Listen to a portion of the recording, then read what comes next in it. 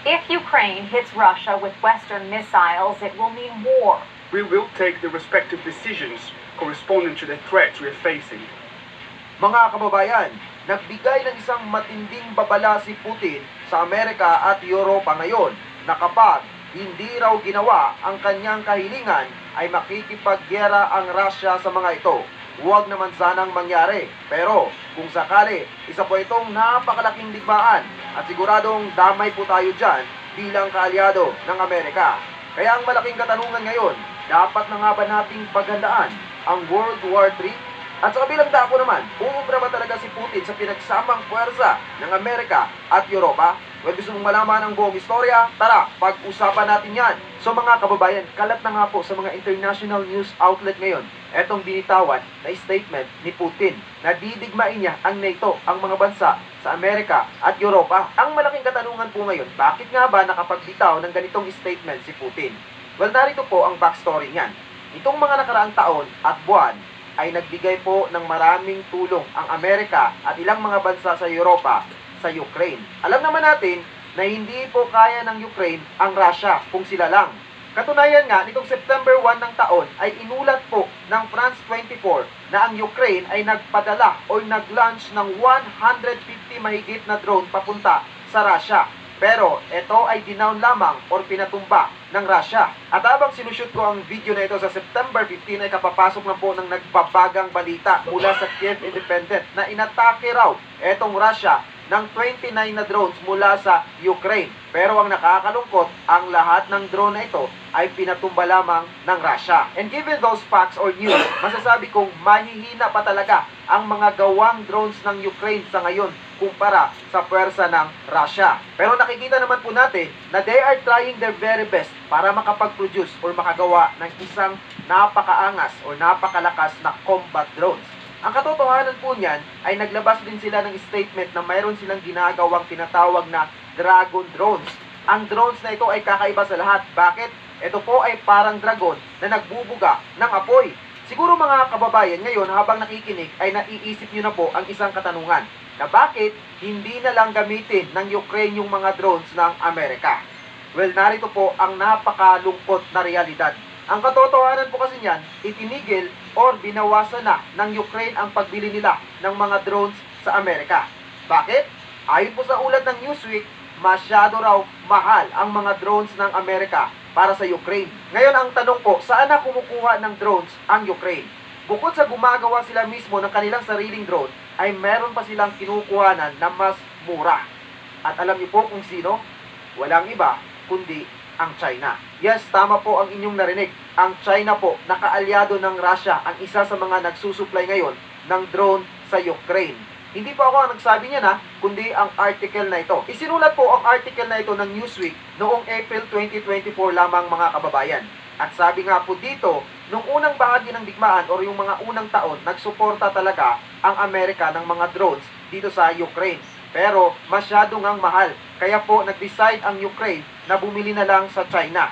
Ayun nga po dito, many American commercial drones cost tens of thousands of dollars more each than a Chinese model. At ayon po sa ulat na ito, sinabi ng Deputy Minister na naka-in-charge sa mga drone program ng Ukraine na gustong-gusto nilang gamitin yung mga drones ng Amerika. Pero kinakailangan din nilang maghanap ng solusyon para makatipid. At ayon po sa article na ito, bukod raw sa mahal ang mga drones ng Amerika, madali rin daw itong nadedetect ng Russia. Hindi lamang yan, masyado raw itong glitchy at napakahirap ayusin kapag nasisira. Hindi katulad ng mga Chinese drones na sobrang mura at effective pa pagdating sa battlefield. Siguro mga kababayan, yung binanggit ng Newsweek na mahihinang drones di umano ng Amerika, ay malamang sa malamang, totoo yun. Dahil naniniwala ko na hindi po magpapadala agad ng mga malalakas na drone ang Amerika. At malamang sa malamang, yung mga high-end at malalakas na drone ng Amerika ay siguradong nakatago lamang yun at naka-reserve para sa kanilang depensa. At hindi po yun pangbenta. Kung i-analyze po natin, ganito po ang possible na mangyari dyan. Halimbawa, ang Amerika ay nag-decide na magpadala ng kanilang napakalakas o napaka-high-tech na drone sa digmaan ng Ukraine at Russia. Ngayon, gagamitin ito ng Ukraine papunta sa Russia. Tapos, ilan sa mga yan ay magiging palyado po. at makukuha ng Russia ang mga palyadong drone na yon. Tapos, gagayahin nila ang sistema o kung paano ginawa ang drone na yon. At kapag napag-aralan at nagaya po yan ng Russia, wala nang magiging sekreto ang depensa ng US. Pagdating ng araw, tatawanan na lang yung kanilang mga malalakas na drone ng Russia. As of now, ang pinakamalakas, pinaka-high-tech at pinaka-advanced na drone ng Amerika ay walang iba kundi ang MQ-9 Reaper. At ito ay sobrang napakamahal din po. Noong May 2024, nag-request po etong Ukraine na gamitin etong MQ-9 Reaper. Pero mukhang hindi po papayag ang Amerika na gamitin ng Ukraine ang MQ-9 Reaper. Bakit? Narito po ang dahilan. Ayon po sa website na ito, nitong taon lamang ay nagkaroon po ng encounter ang MQ-9 Reaper at ang isang jet ng Russia sa himpapawid. Nangyari po ang enkwentro sa Black Sea kung saan sinundan ang MQ-9 Reaper ng dalawang jet fighters mula sa Russia na tinatawag na Su-27. Ngayon, dapat po nating malaman na etong MQ-9 Reaper ay isang UAV or Unmanned Aerial Vehicle. Ibig sabihin, wala pong tao sa loob nito. So ito ay drone lamang talaga. Samantalang yung jet fighters ng Russia na Su-27 na sumusunod nga po dito sa MQ-9 Reaper ay dinadrive po ng mga piloto. Ayon po sa side ng Amerika, habang lumilipad raw ng napakabilis itong MQ-9 Reaper, ay sinundan nga siya ng dalawang jet fighters mula sa Russia.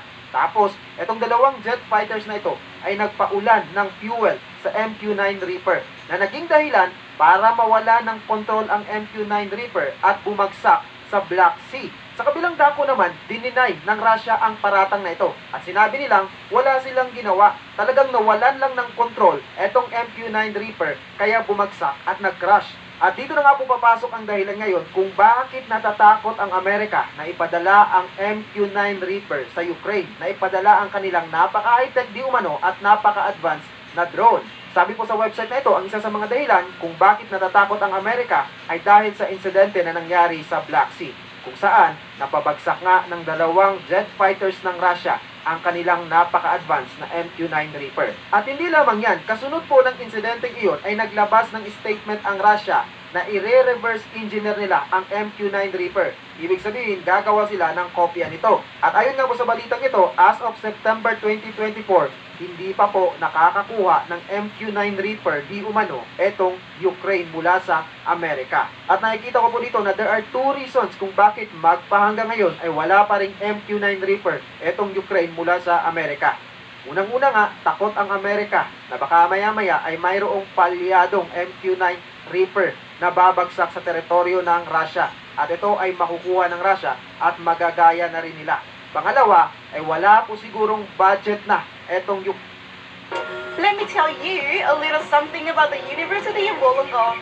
Your future career starts right here. Or maybe Ukraine para sa MQ-9 Reaper. Bakit? Sobrang mahal po kasi ng drone na ito. Pero kahit na sobrang napakamahal ng drone na ito, ang India na alam naman nating mahirap na bansa ay bibili po nito. Hindi lamang isa, kundi 31 pieces. Inapprove na po ito ng US nitong Pebrero lamang. At sila po ay mayroong budget na halos $4 billion or katumbas ng 220 billion pesos. Hindi lamang ang India, pati na rin po ang Italy ay tuloy-tuloy ang pagbili ng mga MQ-9 Reaper. Kung isi-search niyo po sa Google kung magkano ang MQ-9 Reaper, lalabas po dyan ang kanyang presyo na 30 million US dollars. Yes, ganun po ito kamahal. Halos katumbas po yan sa 1.6 billion pesos. Pero ang tanong po ngayon, dapat bang bumili ang Pilipinas ng ganitong klaseng drone? Hashtag yes or hashtag no, please comment your opinion below. At dahil nga po namamahalan ang Ukraine sa mga high-tech na drones ng Amerika at hindi rin effective yung kanilang homemade drones para sa Russia, ay naging desperado na po somehow etong presidente ng Ukraine. At siya ay nakiusap at nagpiplead sa NATO at sa Amerika na sana payagan na silang gamitin ang mga long-range missile na ipinadala ng Amerika at Europe sa kanilang bansa. Ayon po sa ulat ng Reuters, ilang buwan na ring nakikiusap ang presidente ng Ukraine at nagmamakaawa na sana ay payagan na silang gamitin nga etong mga long-range missile na ibinigay ng NATO sa kanila. Ngayon mga kababayan, etong si Putin ay para bang natatakot na gamitin ng Ukraine itong mga long-range missile na ito. At mukhang nababahala po talaga ang Russia dahil ayon po sa ulat na ito, gagamit sila ng nuclear weapon kung ipagpipilitan ng Ukraine na gamitin yung mga long-range missile ng West. At mas malala po yung statement na binitawan ni Putin. Didigmain niya ang mga miyembrong bansa ng NATO kapag gagamitin nga ng Ukraine ang mga long-range missile na ito from West. At regarding po sa statement na ito, nagkaroon po ng meeting ang Amerika at ilang mga bansa sa Europa. Nag-meeting sila kung papayagan na ba nila ang Ukraine na gamitin ang mga long-range missile na ito. At magpahanggang ngayon po, as of the moment of making this video, ay wala pang malinaw na kasagutan para dyan. Pero kahapon, inulat po ng Reuters na wala pa daw nagbago sa desisyon ng Amerika. Magpahanggang ngayon po ay nakaban pa rin yung Ukraine sa paggamit ng mga long-range missile para sa Russia. So ang desisyon po talaga ay nasa Amerika. Masasabi kong hawak-hawak ng Amerika ang tadhana ng mundo at ang ating kinabukasan ngayon. Dahil dito po nakasalalay ang posibleng mangyayaring World War III. Kung papayag ang Amerika na gagamitin na nga ng Ukraine ang kanilang mga long-range missile, naku po, delikado ang magiging gagawing reaksyon ng Russia dahil sila ay nangangakong gagamit nga po sila ng nuklear. Pero ang malaking katanungan ngayon, bakit nga ba ayaw ng Russia na gamitin ng Ukraine ang mga long-range missile na ito? Takot nga ba sila or wala silang panglaban dito? Walang katotohanan yan, sobrang napaka-powerful po kasi ng mga long-range missile na ito. Ang Ukraine po ngayon ay mayroong hawak-hawak na Army Tactical Missile System. At ang missile na ito ay kaya pong magpadala ng bala up to 300 kilometers. Para mas lalo po nating maintindihan kung gaano ka-powerful ang weapon na ito, pupunta po tayo ng Luzon, Visayas at Mindanao ngayon. Ngayon kung ikaw ay nasa Luzon, ang distansya po ng Maynila to Batangas ay nasa around 106 kilometers lamang ayon po sa Google. So kahit na ikaw pala ay nasa Batangas tapos magpapasabog ka sa Maynila using this missile ay kayang-kaya po. Napunta naman po tayo sa Visayas. Ang distansya ng Bohol at Cebu ay nasa around 75 kilometers lamang. So ibig sabihin yan, kahit na ikaw ay nagtatago lamang doon sa Bohol tapos magpapasabog ka sa Cebu using this missile ay kayang-kaya po. Now para makarelate ang taga Mindanao, ang distansya ng Cagayan de Oro City at ng Surigao City ay nasa around 300 kilometers. So, ibig sabihin nito, using this missile ay kayang-kaya mo magpasabog from Cagayan de Oro to Surigao. At sobrang layo po nun ha. At bukod dyan, mayroon pang ibinigay ang France at UK na mas malakas. Ito po ay kayang magpasabog up to 500 kilometers. At ang distansya po niyan ay halos katumbas ng distansya ng Maynila to Sorsogon. Given those facts na sobrang malalakas po ang mga missile na ito at sobrang layo ng kanyang naaabot, ay para na rin siyang isang nuklear.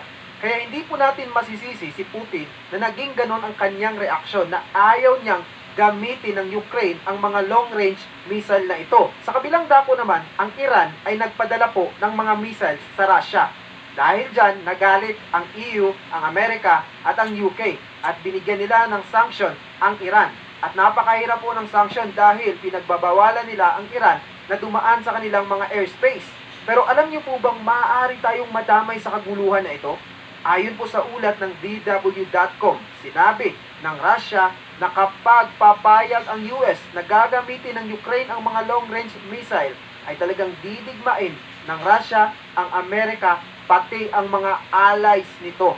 Yes, tama po ang inyong narinig, pati yung mga kakamping bansa ng Amerika. At isa po tayo sa mga kakampi nito. Kung kayo po ang tatanungin mga kababayan, dapat bang payagan ng Amerika na gamitin ng Ukraine ang mga long-range missile na ito? Pa-comment na po ang inyong napakatalinong opinion sa ibaba. Well anyway, speaking of comments, shoutout po kay Sir Abdul Majid Baldo.